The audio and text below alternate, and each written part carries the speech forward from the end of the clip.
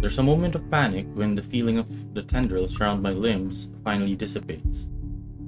As soon as my eyes adjust to the darkness of the room and I'm on my feet, I'm reaching for my knife and holding it out. Watching, waiting for every movement. Using it as a way to put distance between me and these peasants. Who knows what they'll do now? We're all desperate to get out of this house. There's only 7 of us in this room, 4 of them friends at that. I cannot trust these people not to turn on me. Bloody hell, even Hannah's giving me the same looks as them now. It should be a look, right? The same look as them. Though Mint has already gone loon, crouched in a corner and muttering to herself, you can't really say anyone's safe from her. If anything, she's the one I should watch out for. I cannot trust anyone. Not anymore. Not after this. Despite the pleading looks Lily shoots my way while they all huddle in the corner behind steel and feathers. But I have to remind myself that even people like her are capable of doing the unpleasant. She's only human after all. It's never an excuse why even Hannah has her cunning, manipulative moments. Though she does it much subtler than I. Why else would Lily show this letter to us that day if not to save herself? I guess that backfired on her now that she and her own friends are also stuck here. Still, I have every right to be livid. Everything that I've built has fallen apart. All because these people came into our lives. You! All of you! This is all your fault! If I've died to this bloody curse, I'm taking you all down with me! Luke, please put that knife away. This isn't going to solve anything. Hey now, Mr. Wright. I know the situation ain't good, but we have to calm down. We're all in the same boat here. You shut your mouth! If it weren't for you, or this letter, for all of you, none of this would have happened! There's no Hannah voice. Is your life all that matters to you? What about these people here? Don't they have the same problem? What about me, Luke? Do you even care? Are you taking their side? You're also stuck in this nightmare, Hannah! That creature is out to get us, and you're still defending these people! I'm not defending anyone, Luke. I'm just trying to be reasonable when you're clearly not. Oh, of course you're not. You're just the one who bought this bloody mansion to begin with. If I didn't know any better, you did this on purpose! Why, no. Why would I ever do that? This was only meant to be an anniversary gift. For you. For us. For the family we're going to have. Right, anniversary gift. Oh, here's your gift, darling. Oh, by the way, there's a curse included in that package. I hope that's all right. Are you really that eager to get rid of me, Hannah? Because if that's what you've been meaning to do all this time, you might as well just put a knife in my back while I'm... Suddenly, Steele steps up and slaps the knife away from my hand. That knife slides uselessly under the table out of my reach. Before my mind registers what's happening, a sharp blow explodes in the side of my head, sending me reeling backwards. Ooh, 80 Falcon Punch. He merely stands before me afterwards, without even batting an eye, glaring at me as if he might just rip my head off in this instant. Huh, he isn't such a weakling, I suppose. Still doesn't explain why he has to punch me. Did he forget whose house he's standing in right now? Punching me like that? The nerve of him. And Hannah just stands there. Last I checked, she's still married to me. That ain't no way to talk to a lady, sir. Zachary, you didn't have to. Please, I'll talk to my husband. Oh, why don't you let him say what he wants? Oh, do go on. Since that's what these peasants seem to do these days. Barge into your home, barge in on other people's business. No sense of decorum at all. Keep talking about us like that and see if any of us here will keep you out of this place. Rebecca, stop! All of you, stop this! To hear Lily speak out loud, I can say I'm not surprised. She has always given me the impression of someone so meek from the moment I've met her, either from her inexperience or her station in life. She has never struck me as someone fitting to be a real estate agent. Until now. Quietly, she puts herself between me and Daisy, cutting whatever scathing words we've yet to hurl at the other. The way she glares at me, it reminds me a little of the way my own mom would look at me. Particularly when I've done something wrong, and it's not a stare she's unused to showing. She has done this before, probably to a younger sibling. Huh. If she only sees us now as a pair of squabbling kids and not too mature adults, well, that's only to be expected. No doubt that's how she sees us. For a long moment, there's only silence in the room. Steel, the big oaf, doesn't even dare break it, neither does Feathers. With both merely watching us, bunch of wimps, these men. Not that it matters when Lily starts speaking again, after some of the anger and tension has lifted from the room. Stop this, please! With or without that damn piece of paper, we... A deep breath. An exhale. And then she closes her eyes, a crease forming between her eyebrows, while she grips her hand tightly in front of her. We still would have ended up in this mess. The atmosphere that descends into the room right after that admission is anything but pleasant. Can I call it that? An admission? It seems like it from the way her eyes nervously flick between her friends and I. She appears to know more than she lets on, and how she makes herself appear smaller after dropping that bomb on us doesn't sit quite well with me. Impatience is something I don't have the luxury of having right now and bestowing upon other people. What else does this girl know? What else is she not telling us? Because from the looks of this, even her friends has no idea what she's talking about. It should have been half. Unwilling to wait, I grab her arm before she retreats without explanation, waving the letter still in my hand in front of her. Ow! Sir, you're hurting me! Hey, hands off her, right? Fuck off, Feathers. I have questions for your friend, and she better have the answers. Luke, will you stop taking it out on every single person? Your friend is hiding something, Daisy. She struggles for a moment, but my hold eventually forces her to look up at me. Fear and uncertainty spreads across her features, especially when her eyes land on the damn paper. As much as I want to be considerate right now, I want answers. What do you mean, Lily? I'm not sure about it.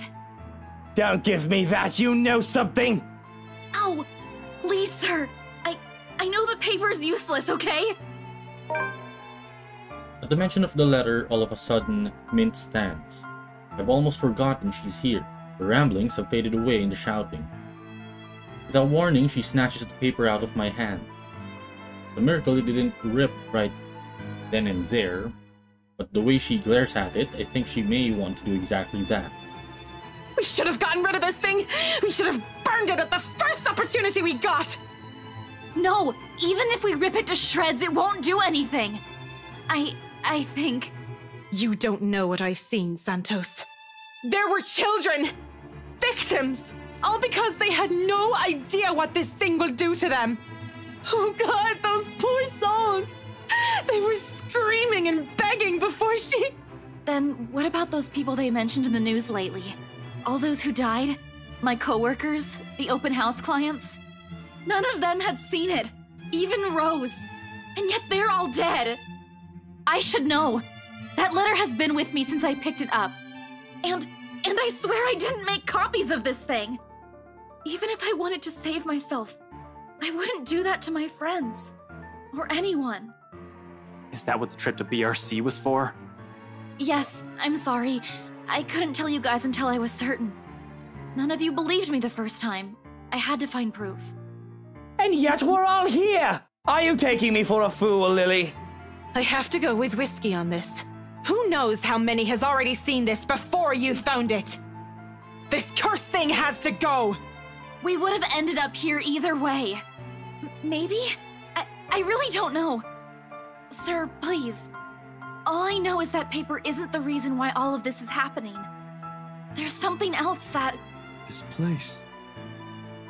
Steele has been quiet this entire time, that the sound of him talking, however whispered it is, still manages to catch us all off guard. We all pause, turning to him with, likely, the same questions in our eyes. What? Oh, I just thought... I mean, it's a straight thought, alright? Don't take my word for it. No, it might be something. What about this place, Zach? There's still a moment where he hesitates, but Lily's urging eventually spurs him into speaking. I was just thinking, maybe Ash is right for why he went here. This is where Bella found that thing, right? And then this. It was just a hunch, Zach. We were not getting anywhere. But just because we went here doesn't mean we will find all the answers we need here. Hell, now we're stuck here. Regardless, Steele pauses, allows Lily to remember. Soon enough, whatever it is dawns on her and her face lights up with something like hope. Of all things in this nightmare, hope? Her head snaps up and she reaches for Steele's arm to give it a squeeze. A reassurance or a confirmation? The meaning is lost even to Daisy, who glances at them baffled. Belle, what are you... Becca, it's this place. Think about it. What? You mean, like, burn this place down? I still think we should get rid of this letter before we start thinking of destroying a place with some historical value! What? No! We are not burning a multi-million-pound mansion, you peasants! I just spent a fortune on this! Seriously, Luke, are you really more worried about that? Buttercup, Marching, millions! It's gonna take years getting all that money back! Well, you certainly won't be getting any of that money if you're dead. Yep. Really, Luke? Is that more important than your life? Bloody fucking hell! Not only do I have trespassers on my property, but they're also arsonists! How dare they suggest something like that? Bloody peasants. My head's already aching just listening to them. To think this is all the solution they can come up with. I should have just stabbed all of them and made the run for it. Doesn't it help that with each second we spend talking here, the crazier this whole place gets. The voices have become louder and somehow sounding more vicious. If the things in this room start floating, mark my words, I will fucking flip out. Flip. Name.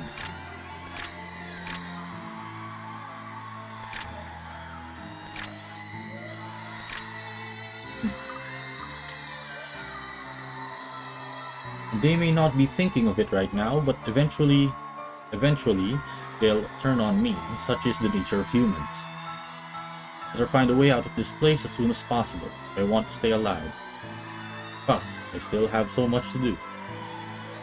None of our choices seem sound, but who knows? We don't understand the shite about this place.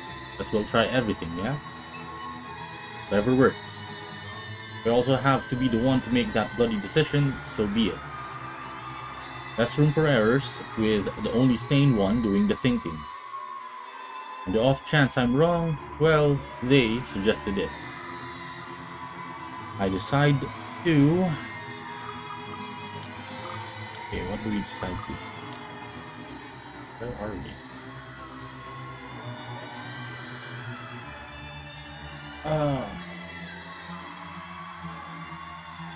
This goes... Anyway, let's burn the mansion, I guess. I'm going to regret this. I will. But with these cries growing louder, this has become the easiest decision I have ever made. Getting tired of hearing her sobbing, really. It's just irritating.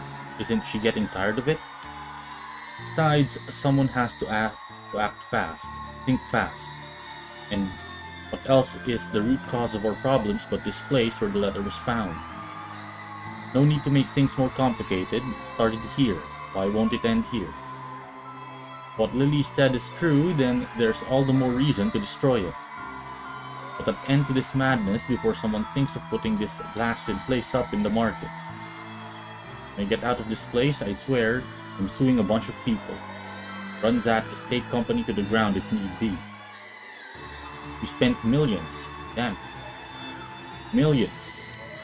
With a sigh and perhaps a heavy heart, I opened one of the drawers in my study table. Taking a bottle of liquor out for myself, then passing it on to every occupant in the room. They accepted, but not without a look of protest or a confused glance my way. It does shut them all up, so maybe I've done something good. Luke, this isn't the time!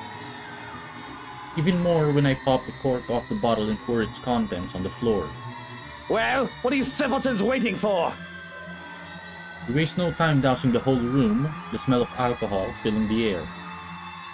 If I didn't know any better, I'd say they're more than eager to set this whole place on fire.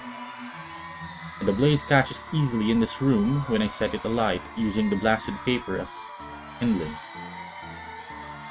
With the whole place drenched with wine and all manner of things alcoholic I've been hiding from Hannah, a small fire soon turns into an inferno. In a matter of seconds, we're out the door.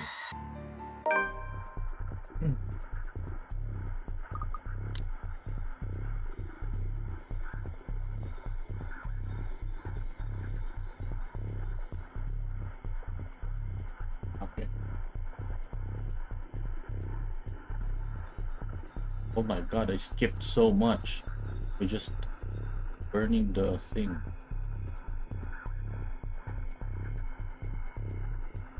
In that case, I think that if it ends soon, I'll try to burn the letter and see what happens.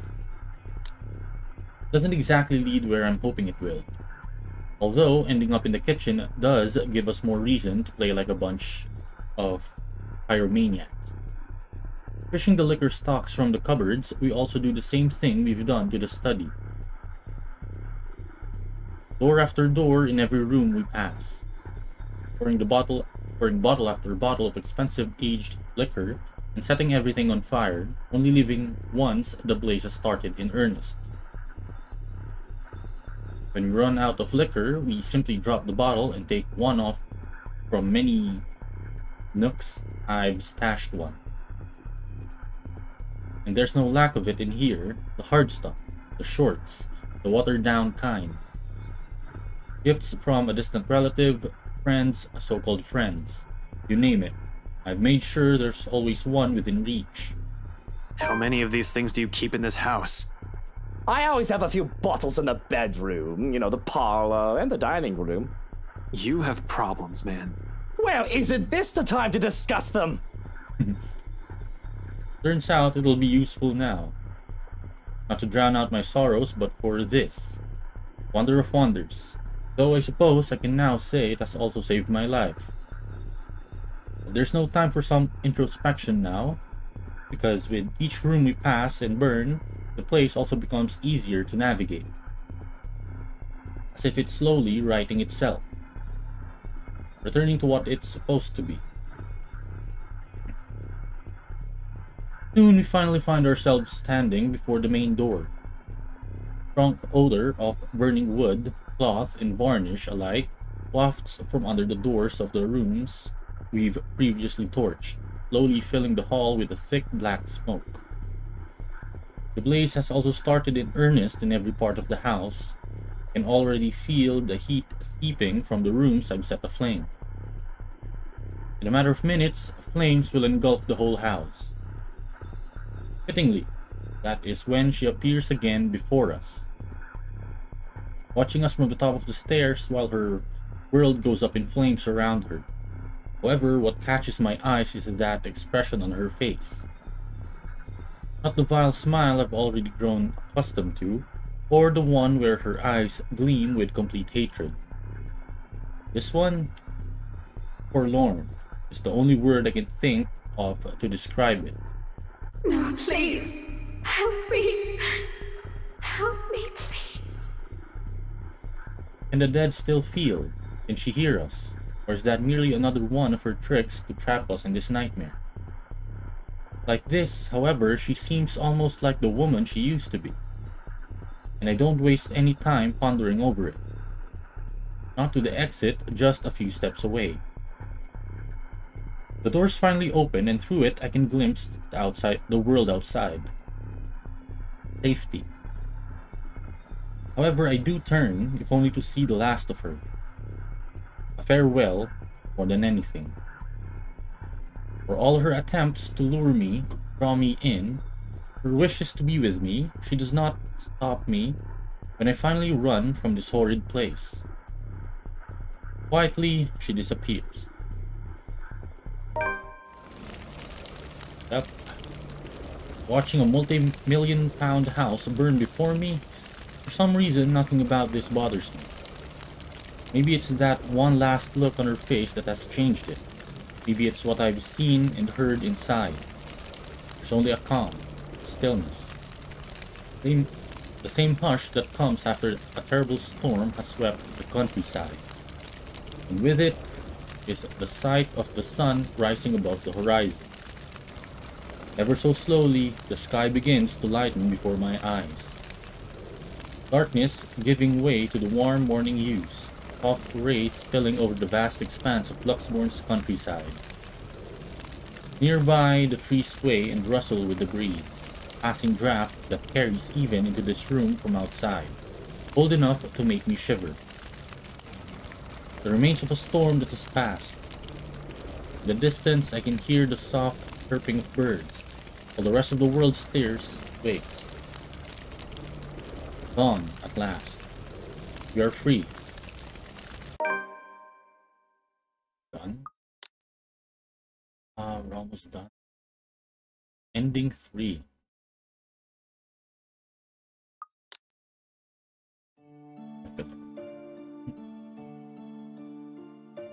See what's new.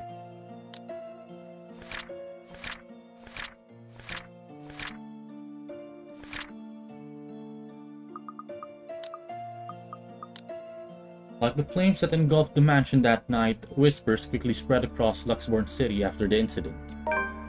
Officers who investigated it have simply deemed it an unfortunate accident. Regardless of the truth, Luke Wright files criminal charges against Briar Realty Corporation after undisclosed reasons to the public, forcing the latter to declare bankruptcy. Move that has merely stoked the rumors further. But for those who still believe in the stories of the old and those who know the truth, it is but a testament to the curse and the secrets the Ermengarde mansion has hidden for centuries. There will come a time those will finally be revealed, only the ashes of the now ruined mansion know. However, on nights when the wind howls and thunder booms across the sky, some still claim hearing voices where it once stood. Cries and wails that fill the nights and desperate calls of help for anyone who dares listen. For those who once tread its halls. Unable to settle their differences, Hannah Wright eventually files for a divorce from Luke Wright. For several months, they've become the subject of gossips and the mass media in the city. In spite of this, the two have uncharacteristically remained tight-lipped on the circumstances of their separation. Though many assumed it's the inevitable falling out stemming from the trouble during the couple's housewarming party. To everyone's surprise, however, Luke Wright quietly accepts the court's decision and disappears from the Evans heiress' life, without creating much fuss. Even after Hannah Evans has given birth to their children months later, the man is rarely seen around the family, merely leaving his children paltry gifts in the mailbox whenever he's in town, never showing his face. With the Wright couple separation also comes the Wright-Evans conglomerate's split up. Although the Wright enterprise still manages to do well in the business with Evans Incorporated back as a competitor, other tech leak places its CEO and the company under legal spotlight months later. This time, however, with the then Chief Inspector Harvey Lee's sudden absence, the businessman isn't able to escape close scrutiny. In an investigation headed by LPD's Detective Inspector Ashton Frey, all of Wright Enterprises' illegal business dealings within the past 10 years has come to light. Although his involvement with other crimes is still being investigated, the disclosure has caused a huge outcry, especially from the city's business sector. Sued on multiple grounds, the company is ultimately forced to shut down. Oddly, when Luke Wright steps out of his office one last time, there's only a small smile on his face. Giving your hand. To avoid public outrage, the once affluent businessman immediately leaves the city. All of his bank accounts have been emptied, including his Luxbourne apartment, leaving not a single trace or clue where he might be hiding. The last anyone has seen of the man was on a flight bound for Ireland. To this day, no one has heard from him. Not even Hannah Evans. Even his people from the old Wright enterprise who have all been left to deal with the aftermath. Though, over the past few months after the situation has calmed, some have made claims of spotting him flitting in and out of the city, only to check on those he has left behind. Her own woman. Following the company split, Hannah Evans re-establishes Evans Incorporated, becoming its CEO like her late father has always wanted for her. Though a bit out of practice and doubted by many people at first, the Evans heiress quickly finds her bearings and proves to be every bit as talented in the business as her parents. Soon, under her management, the new Evans Inc. flourishes, becoming one of the prime investment and finance companies in Luxbourne City. Months after her recovery, Marianne McCullough heads back to her homeland, ready to close a chapter of a past she has left hanging for so long. There, she visits Lorraine's grave, asking for forgiveness from the girl she once loved, something she has intentionally avoided for years.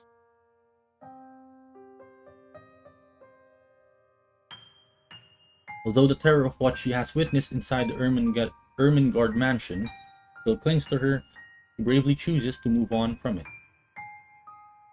turning a new leaf by focusing on a new branch of her interior design company and leaving her interior design company at Luxbourne in the hands of her secretary instead. Although she never returns to the city after, she is frequently seen visiting to check on the people has become acquainted with in her years there. Weird. Having finally accepted herself, she won't deny she's in a happier place now. Despite making the Ireland branch of her interior design company her focus now, Marianne continues to cater to her most avid patrons in Luxbourne when requested. And after her work on the Ermengarde mansion, Hannah Evans has never trusted another to handle the design or any of the place she owns. Upon moving back to Evans' mansion after her divorce, Marianne's name is the first thing she calls, and the woman is quick to fly back to the city at the socialites' summons. Not only helping with the decorations for the old place, but also assisting with the renovations, much to Hannah's delight. Since then, the two women has kept a close friendship and business relationship. Often, they can be seen going around town together when Marianne's in town, and the Evans heiress can be heard recommending the designer to her peers during parties. Some even may go as far as to say Hannah Evans has confided with Marianne McCullough during the tumultuous time of her divorce with Luke Wright. tumultuous. I don't know how to say that.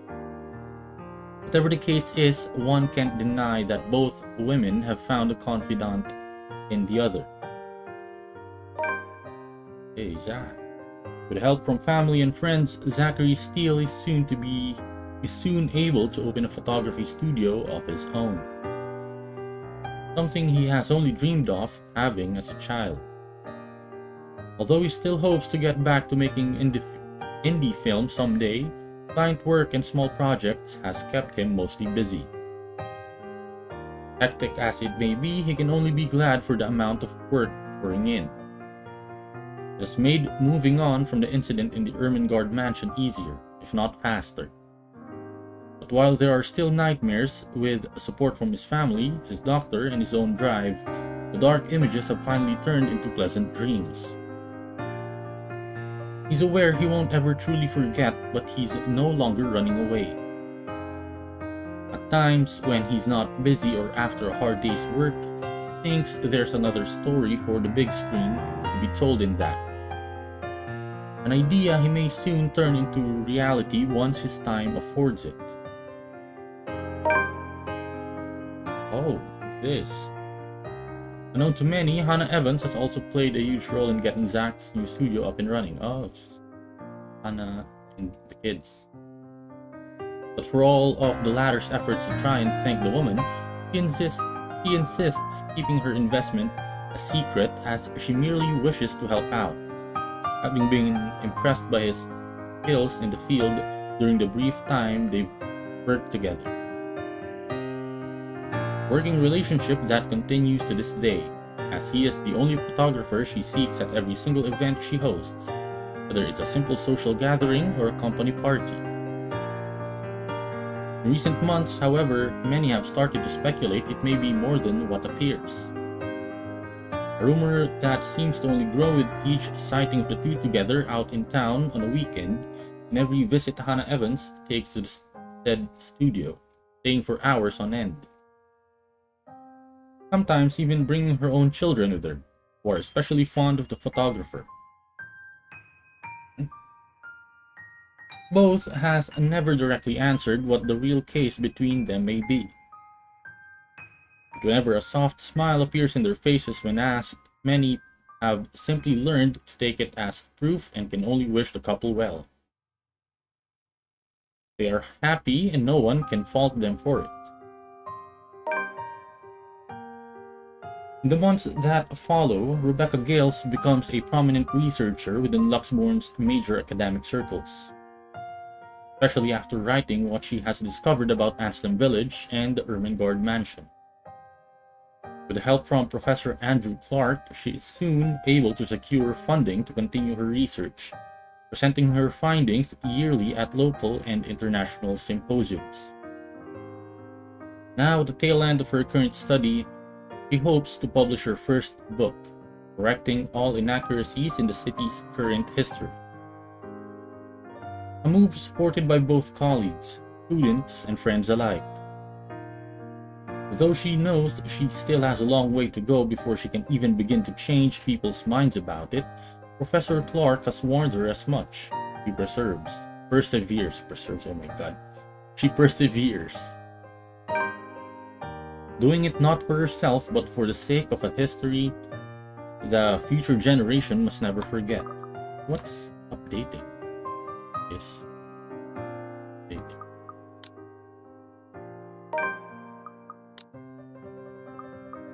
No matter how disturbing her experience with the curse may have been, she remains the worrywart she has always been.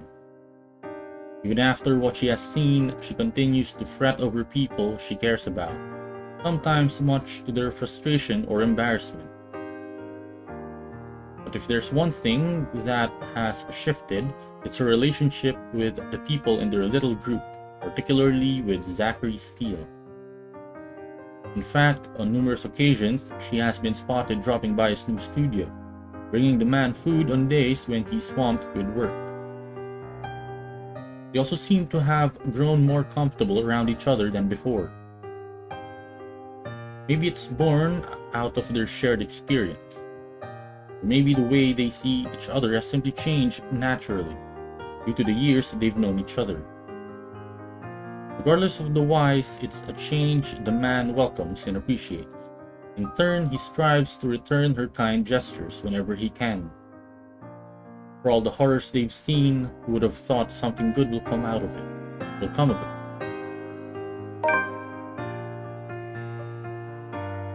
Hey. The promised talk happens months later, after both Rebecca Gales and Ashton Frey have recovered from the immediate repercussions of the curse.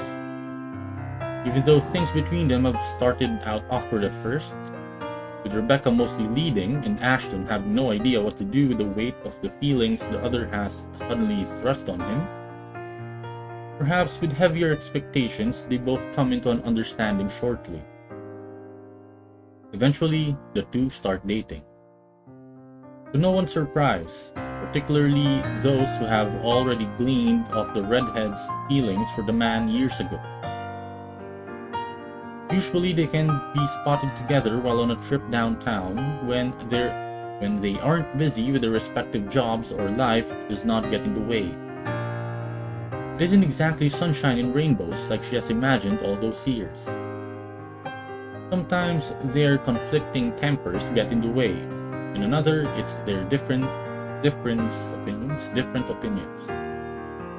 But with patience instead of a spat, they both try to work through their differences. Slowly. One gradual step after another. Learning as they go. There's a difficult road ahead for them. Rebecca knows they're still quite a ways off from the fairy tale ending she has long dreamed of with him. But at the end of it, she thinks they're both happy, even if Ashton rarely says anything. He has always been that way, after all. This has been a long time coming. And after everything they have both gone through since childhood, they deserve to have this respite. Together. Hey, Isabella. With her newfound courage, Isabella Santos finally chooses to pursue what she really wants for herself. Having made enough to keep her family afloat for a few years, and with their blessing, she quits her job at Briar Realty Corporation and takes the scholarship offer from the local university. Though remarkably out of practice and unsure if she'll be able to keep up by the time she returns to university, finds her feet soon enough with help from people close to her. And with her confidence in her skills growing, so do the number of people recognizing her and her work. It doesn't take long for several award-giving bodies to take notice of her. For all her accomplishments, however, she has never truly forgotten what happened at the Ermengarde mansion. The images still remain in her, and on particularly unpleasant nights, the terrors continue to visit her dreams. She knows those won't ever disappear from her life, has become a part of her in the same way death has permanently taken from her. However, she's no longer afraid, and with a brave face she carries on, earnestly wishing that someday she'll be able to paint brighter, more vivid thoughts on her canvas. Honest portrayal of life and hope amidst the fear. Shortly after accepting the scholarship grant from Luxembourg University, Isabella moves from Salemwell residences in favor of staying in a dorm close to her campus.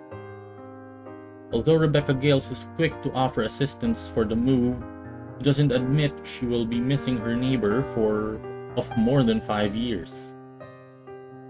When all is said and done, she has become fonder of the girl over the years, and with their shared experience over the curse, they have only grown closer. Isabella leaves with a promise to visit every once in a while.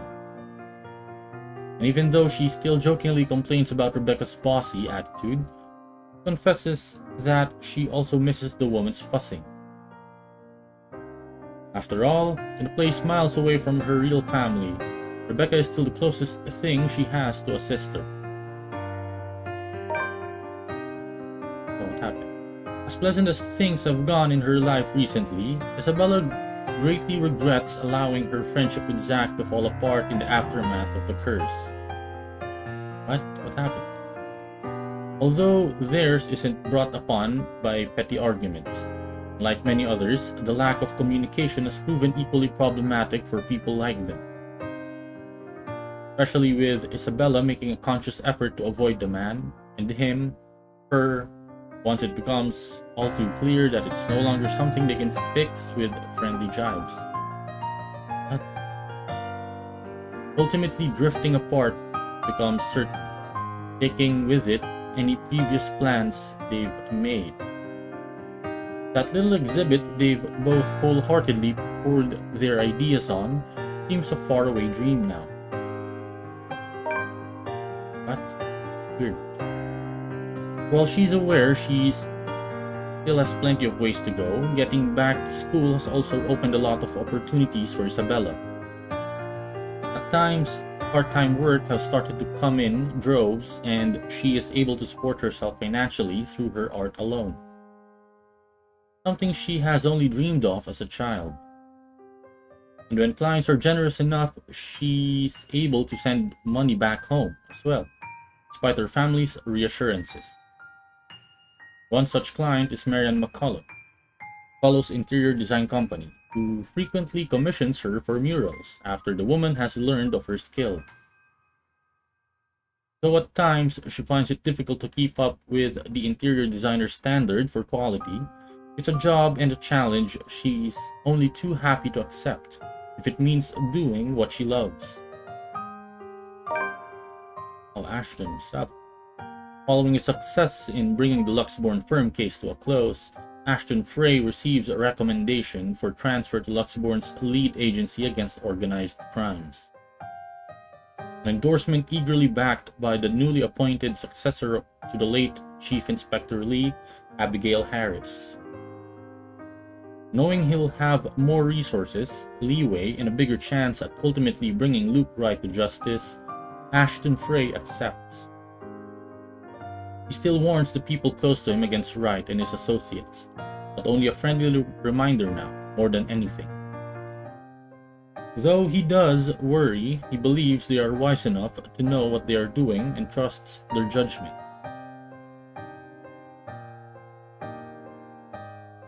For now, he has decided to leave the evidence and the law to speak for itself and take care of the man once the proper time comes.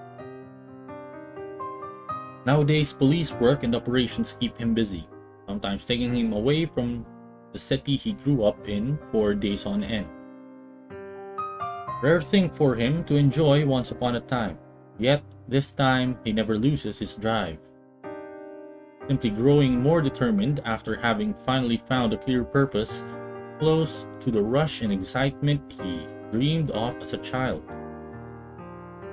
Although Ashton still keeps mum about specific details of his work, his experience with the curse has slowly taught him how to open up. Especially to those who he knows that genuinely care for him. He still has a long way to go, he knows that. But for the sake of the people who are still with him, those who have chosen to stay, he hopes that there will come a day when he no longer has to hide behind his own lies. A day when he is no longer afraid of facing the truth in his own words. On his days off, Ashton is usually seen loitering around Zachary Steele's studio, either to help him out on one of his pet projects or exasperating the other man on purpose.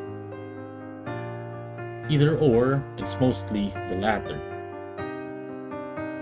At certain times, he'll volunteer to model for one of Zach's projects, in spite of the photographer's reassurances that it's not needed.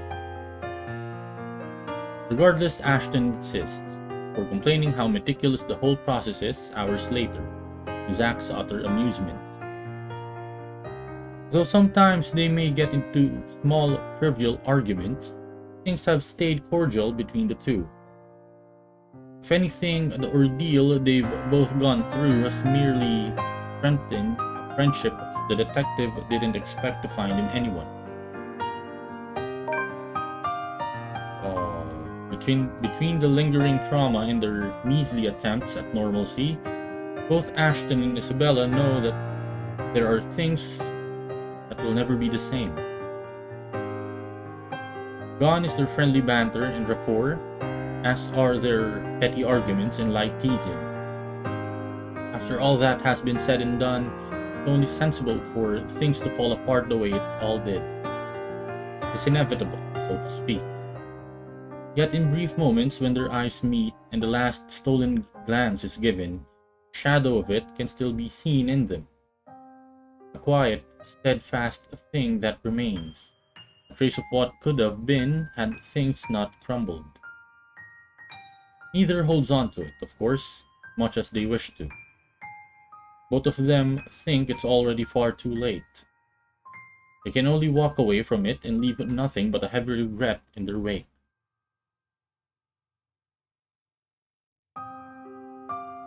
Hey. So I'm not really sure if that's the best ending, but I'll try to get another ending, I guess.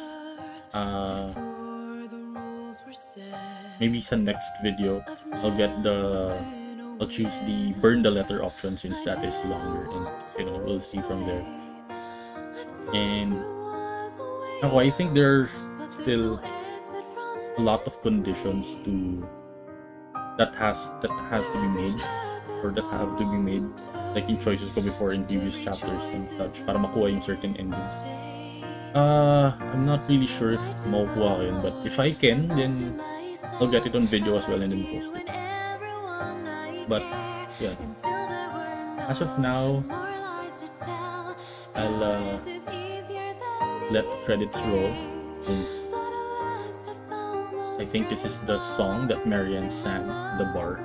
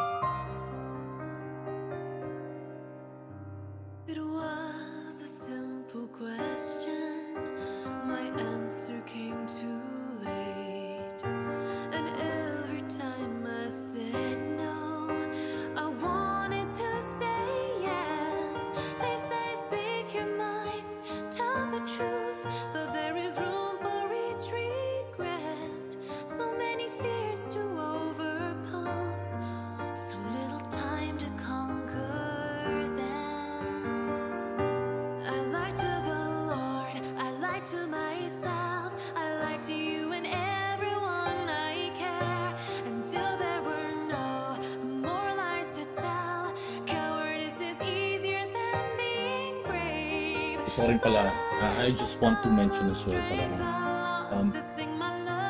yung gameplay namin na to, the letter gameplay, was supposedly our Halloween special, Pocket Kings Halloween special. Napahaba lang siya, I think exactly 1 month or more, 1 month and a few days matapos yung buong thing, kasi we like record 1 video a day, and yeah, I think this is part 20 something, 20 plus 24. This is the 24th video if I'm not mistaken. So yeah, it take quite a while. So then after nito, it's back to the regular, programming na, because there's still tons of like gameplays that have been like left hanging, such as yung Horizon Zero Dawn, and yung second part pa pala nung Plague Tale, Huge Plague Tale Requiem, I think it was. Ano pa ba?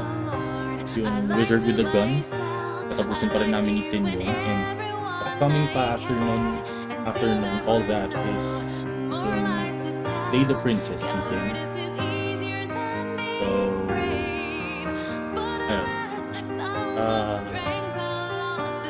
abangan nyo na lang.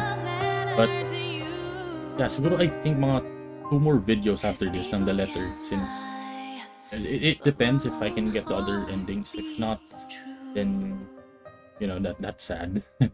Anyway, I'll try.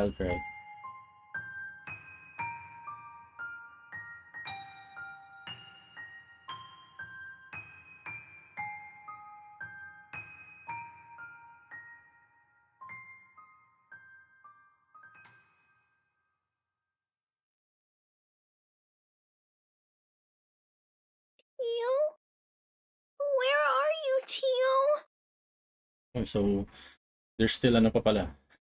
There's what? After credits? Kylie, where are you?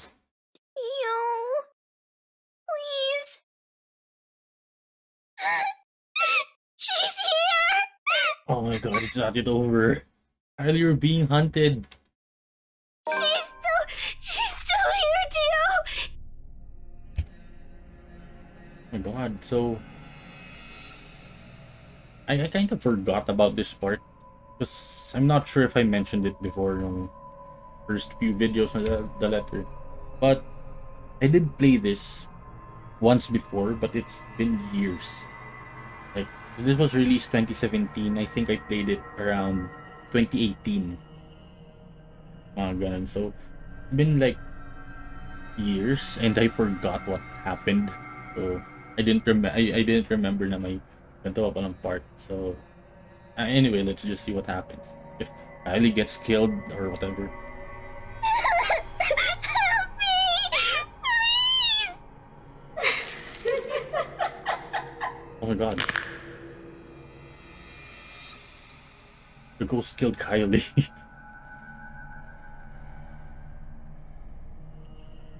Kako, you killed your friend. Shattered a fairy tale. Dear you, if you're reading this, that means you've finished playing the game in one way or another, and we thank you for the time you've spent in playing the letter. This game is our passion project more than anything, and we sincerely hope we delivered in bringing you a one-of-a-kind visual novel experience. The letter is the first of many visual novels coming from us. If you liked what we did with this game and would like to support us, please take some time to click the button below to find out how. Thank you so much for everything. Let's talk soon. Love, YYM team. Fun fact, I did meet the developer, the Yang Mobiles, or one of the developers of Yang Mobiles, since they're a Filipino developer. We met them at ESGS. So it's, if you heard one of our episodes, it's one of the reasons why we went to ESGS to check out the indie game developers there. And yeah, Yang Mobile was also there. So I remember it's like they're showcasing a game that they will release like maybe January of next year. I'm not entirely sure, but anyway, it's no longer a horror visual novel, sadly, but still a visual novel.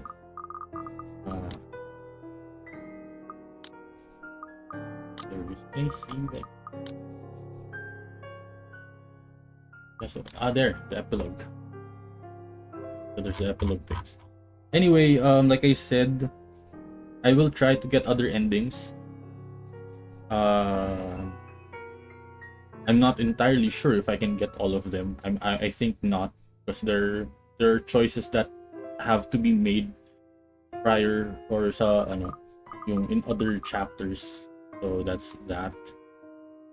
But whatever I can get, and I'll get it on video and post it on our YouTube channel after this.